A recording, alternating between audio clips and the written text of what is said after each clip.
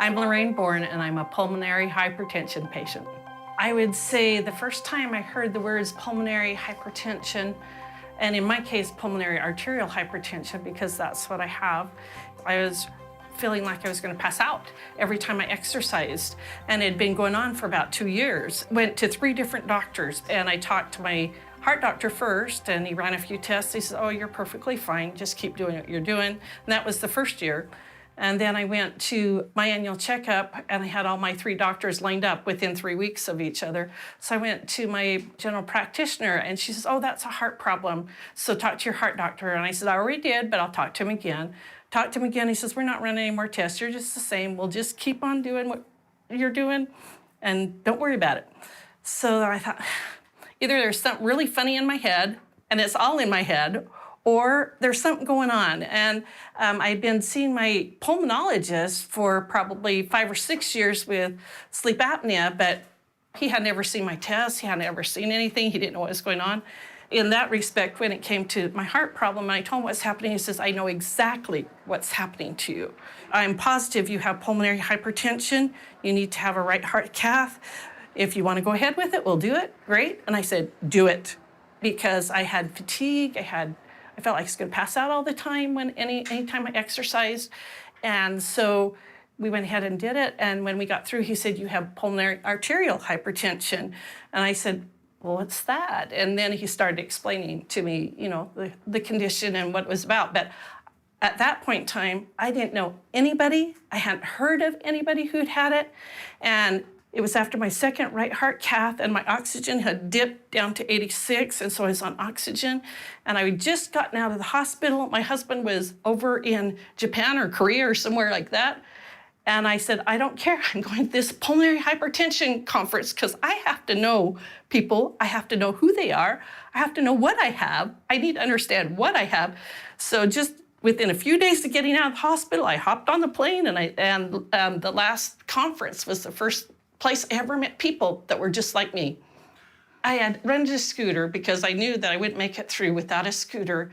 And the minute I drove through the halls and saw the first person with a scooter, we both just reached up and high-fived. And it was just like, yes, there's someone like me. It was just so fulfilling to know that I wasn't alone anymore. You feel like, am I really thinking this up, or is it really something real that I'm having inside myself? And I helped take care of my mother for 10 years, and I'm pretty positive she has exactly what I had.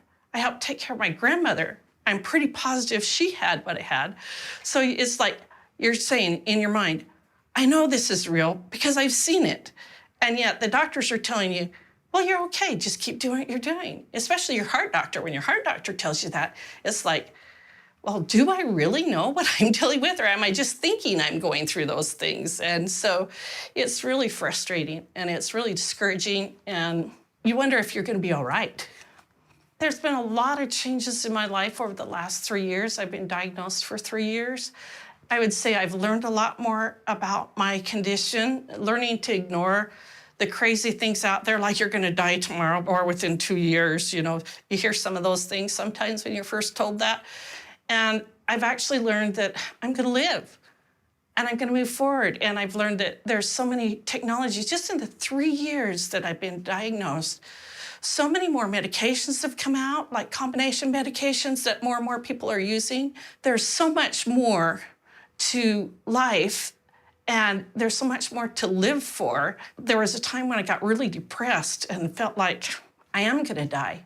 I learned to get over that hump and say, okay, I can't do everything that I used to be able to do, but there is so much I can still do that I love to do. So focus on the things I love doing and forget the rest. And the other thing that I've done is I've been involved with a support group. We started it up 21 months ago, and I was one of the original members, and I kept telling my doctor, I want to be part of this. I want to be part of this, because I feel like support is so essential, so essential. I remember how I felt when I first felt I was alone and didn't know what I have.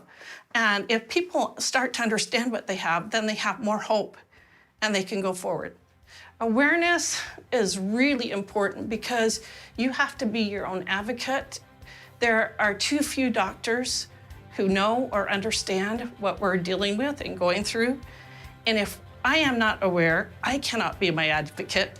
But it's also important to be aware to let other people know around you what's happening with you, because when they're aware, then they start understanding what you're dealing with.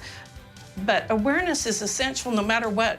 Early diagnosis, there's so many things that are important with awareness, within myself, within people I help, the whole community. The more people that know and the more people that are aware, the better off we are, because the better we will be treated and the more potential we have of being taken care of properly. I'm Lorraine Bourne, and I'm aware that I'm rare.